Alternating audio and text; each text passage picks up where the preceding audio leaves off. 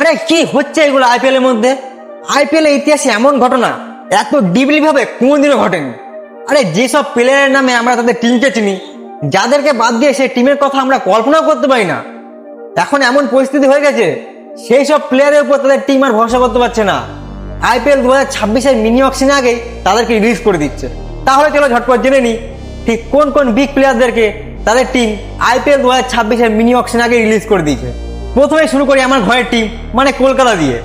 কলকাতার কথা যদি আমরা বলি তাহলে একটা প্লেয়ারের কথা সবার আগে আমাদের মাথায় আসে, সে হচ্ছে আন্দ্রে রাসেল।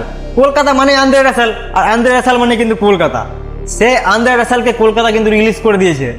তার সাথে সাথে ভেঙ্কটেশ আইয়ার, কুইন্টন ডিকক, এই তিনজন বিগ ম্যাচ উইনার্সকে কলকাতা কিন্তু রিলিজ করে দিয়েছে। 2 নম্বরে আছে সিএসকে। যদি চেন্নাইয়ের কথা বলি তাহলে চেন্নাই তাদের best all rounder, all time best all rounder Ravindra জাদেজাকে রিলিজ করে দিয়েছে। তার সাথে সাথে Sam Curran, Devon Conway, Rachin Ravindra আর মাতিসা পাথিয়ানার মতন বলারকে কিন্তু রিলিজ করে দিয়েছে। এবার চলে আসি লখনৌ সুপার জায়ান্টসের টিমে।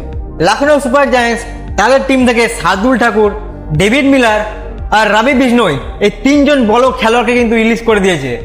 চলে আসি 4 নম্বর টিমে মানে পাঞ্জাব কিংস। পাঞ্জাব কিংস থেকে গ্লেন ম্যাক্সওয়েল আর জর্জ ইংলিশকে রিলিজ করে দেওয়া হয়েছে। দিল্লি থেকে রিলিজ করেছে ফাফ ডু প্লেসিসকে।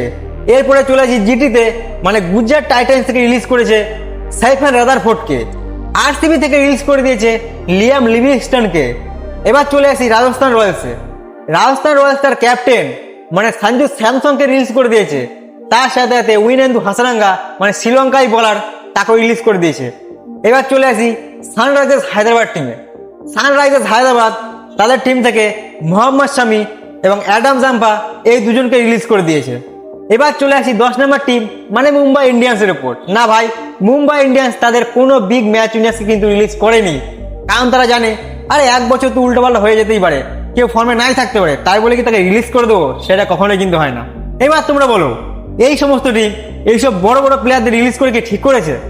আর তোমরা যে এতক্ষণ ধরে ভিডিও দেখছো আমার চ্যানেলটা সাবস্ক্রাইব করোনি, সেটা তোমরা ঠিক করেছো? আরে সাবস্ক্রাইবটা করে নাও, চ্যানেলটা সাবস্ক্রাইব করে নাও, কারণ এরকম ইন্টারেস্টিং ভিডিও কিন্তু প্রত্যেক দিন বিকাল 5টার সময় এই চ্যানেলে কিন্তু আমি আপলোড করি। টাইমটা জেনে রাখো, ঠিক বিকাল 5টা। তো চলো আজকে ভিডিওটা এখানে শেষ করছি। তোমাদের মূল্যবান কমেন্ট অবশ্যই ভিডিওর মধ্যে দিয়ে যাবে। তো চলো আজকের জন্য এটুকুই, দেখা হচ্ছে কালকে একটা নতুন ভিডিওর সাথে ঠিক বিকাল 5টা।